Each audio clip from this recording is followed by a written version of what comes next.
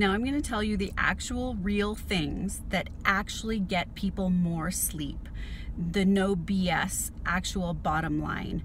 I have read all the books.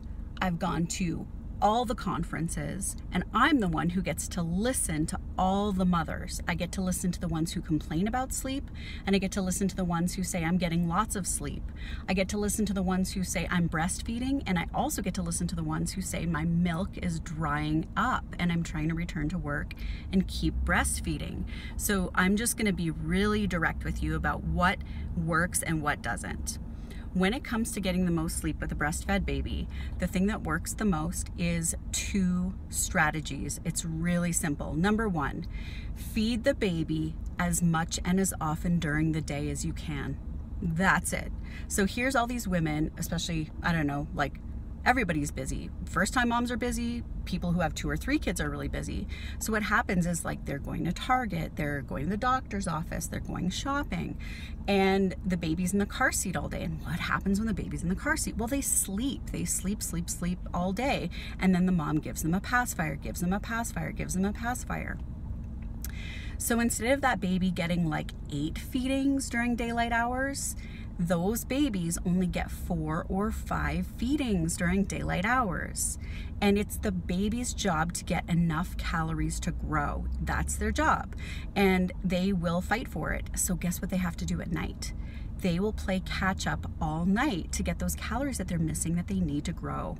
So my first advice is, don't be like, ugh, my baby wants to feed again and I just fed them an hour ago. Be like, yes, I'm gonna feed my baby again because I'm gonna calorie load this kid, and then they will go lighter at night.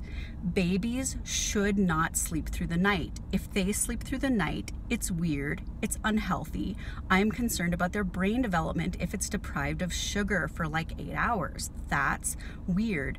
There are no other mammals on Earth that go long stretches away from their mother. They all sleep with their mother, and they all keep up the milk supply, and babies they just sleep with their mother and get milk whenever they want. So the idea that your baby should be away from you and not be able to get milk overnight, I'm concerned about their brain development and their body development too.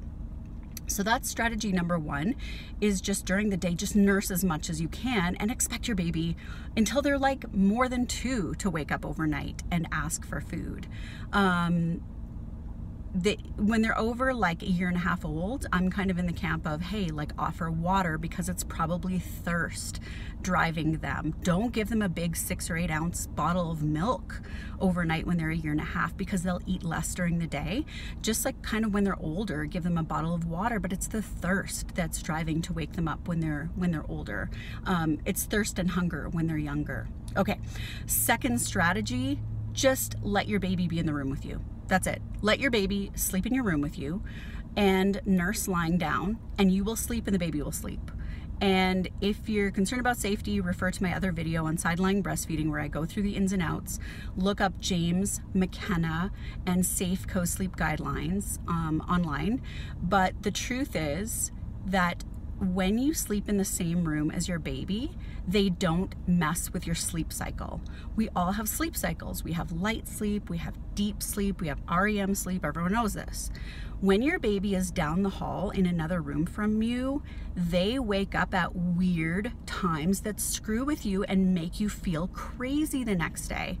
But when they're in the same room with you, your partner, and the baby all sleep cycle together. So when you're all in light sleep, moving around, rolling over and shifting, that is the moment when your baby will wake up for food, and that will make your brain not as messed up, easier to go back to sleep and not feel like crap the next day.